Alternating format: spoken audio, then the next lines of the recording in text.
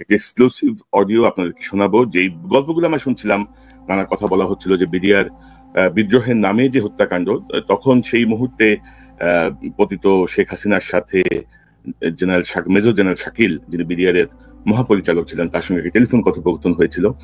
সেই টেলিফোন কথোপকথনটি আমার হাতে এসেছে, সেটি আপনাদেরকে শোনাবো। এবং হ্যালো, না তোমরা এমনি আছো কেমন? সব ঠিক আছে? আমি আছি দরবার হলে, আমার অফিসারদের সহ আমাদেরকে ঘেরাও করে গুলি করছে ওরা। আমাদের অস্ত্র নাই, এই জন্য আমরা জবাব দিতে পারছি না।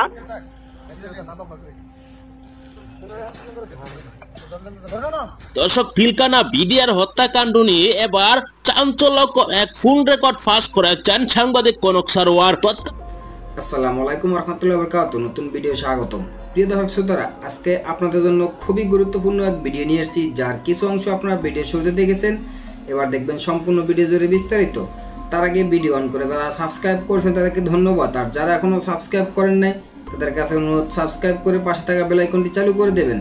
তো দর্শক চলুন, আজকে আমরা সম্পূর্ণ ভিডিও জুড়ে দেখব বিস্তারিত, এবং তার আগে একটা লাইক দিয়ে সম্পূর্ণ ভিডিও দেখতে থাকুন। আসসালামু আলাইকুম দর্শক, শুভেচ্ছা নিন। আপনাদের সবাইকে স্বাগত জানাচ্ছি আমি কনক সারোয়ার। আজকের অনুষ্ঠানে একটি এক্সক্লুসিভ অডিও আপনাদেরকে শোনাবো। যে গল্পগুলো আমরা শুনছিলাম, নানা কথা বলা হচ্ছিল যে বিডিআর বিদ্রোহের নামে যে হত্যাকাণ্ড, তখন সেই মুহূর্তে পতিত শেখ হাসিনার সাথে মেজর জেনারেল শাকিল, যিনি বিডিআর এর মহাপরিচালক ছিলেন, তার সঙ্গে টেলিফোন কথোপকথন হয়েছিল।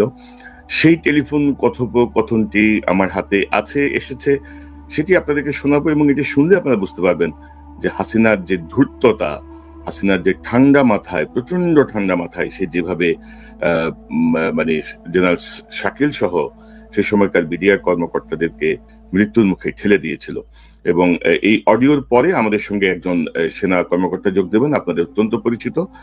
তার কাছ থেকে আমাদের একটা প্রাথমিক একটা বিশ্লেষণ আমরা নেওয়ার চেষ্টা করব। এবং আপনারা শুধু দেখুন যে শেখ হাসিনার ধূর্ততা, এবং ওইরকম পরিস্থিতিতে হাসিনা বলছে যে ছবি তুলে রাখো, অর্থাৎ কতটুকু, মানে কি বলবো। আসলে আমরা দীর্ঘায়িত না করি আমার কথা, আপনারা অনেকে অপেক্ষা করছেন, আমরা সরাসরি চলে যাই সেই ঐতিহাসিক কথোপকথনে। স্যার, মানে প্রধানমন্ত্রী কথা বলবেন, দাও। হ্যালো, হ্যাঁ, কি অবস্থা? মাননীয় প্রধানমন্ত্রী, আসসালামু আলাইকুম। এখানে বিডিআর বিদ্রোহ হয়েছে, এবং আমার মনে হয় পরিকল্পিতভাবে এই সরকারকে হেয় করার জন্য করা হয়েছে।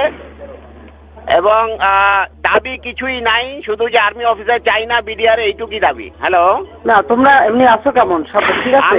আমি আছি দরবার হলে, আমার অফিসারদের সহ আমাদেরকে ঘেরাও করে গুলি করছে ওরা। আমাদের অস্ত্র নাই, এই জন্য আমরা জবাব দিতে পারছি না। তো আমরা আছি দৃঢ় অবস্থায়, আমরা কথা বলার চেষ্টা করছি, আমরা বলার চেষ্টা করছি যে দাবি মানা হবে, তোমরা ফায়ারিং বন্ধ করো। তবে অনেক অস্ত্র হাতে নিয়েছে, অনেক গুলি চালাচ্ছে। এবং যদি আপনি মানে সেনাবাহিনী র্যাবকে অলরেডি র্যাব মুভ করছে, সেনাবাহিনীও মুভ করবে। আমরা এই মেসেজ ওখানে পৌঁছে যাওয়ার কথা যে র্যাব এবং সেনাবাহিনী, র্যাব চলে যাবে ওই সেরকম ওই দিক থেকে, 2-3 সাইড থেকেই লোক চলে যাবে, 3 গেট থেকেই লোক যাবে। আর্মিও যাবে, র্যাবও যাবে। এটা যাবে। তোমরা একটা কাজ করাতে পারো যে কোন রকম ছবিগুলি যারা করাচ্ছে তাদের ছবিগুলি তোলা। আমরা এটা নিচ্ছি আপা, আমরা ভীতু না। তবে আমরা যেহেতু অস্ত্র নাই এবং ঘিরে ফেলেছে, এই জন্য আমরা এই অবস্থায় আছি। আপনি যত দ্রুত পাঠাবেন তত তাড়াতাড়ি পরিস্থিতি আমরা সামাল দিতে পারবো। কিন্তু আবার মানে অন্যরকম কষ্ট সাইন না হয় সেটাও দেখতে হবে। না, অবশ্যই এটা হবে না, আমরা এটা নিশ্চিত করব। এবং আমরা বলছি যে দাবি সব মানা হবে, তোমরা ফায়ারিং বন্ধ করো। শুধু কারা কারা করতেছে তাদের দিকে একটু ছবিটা নিয়ে রাখা দরকার। জি আপা, ও আসছিল গুলি করতে আমাকে, ও হয়তো সেই মুহূর্তে করতে পারে নাই। আমার একদম গায়ের মধ্যে টাকা দিয়েছিল এসএমজি। এখন পর্যন্ত আমাদের জানা মতে ক্যাজুয়ালিটি হয়নি আপা, বাট হতে পারে, কারণ যে পরিমাণ গুলি চালানো হচ্ছে তাতে মনে হচ্ছে যে ক্যাজুয়ালিটি হতে পারে। আমি দেখে হেলিকপ্টার পাঠানোর চেষ্টা করছি, আর আমরা সাহস হারাচ্ছি না। আপনি দোয়া করবেন। জি, আমি ট্রুপ যাচ্ছে এবং হেলিকপ্টার পাঠাচ্ছি। ধন্যবাদ, ধন্যবাদ। দর্শক, আপনারা বুঝতে পারছেন যে হাসিনার ধূর্ত অবস্থান, র্যাব মুভ করছে, সেনাবাহিনীও মুভ করছে, সে হেলিকপ্টার পাঠাচ্ছে।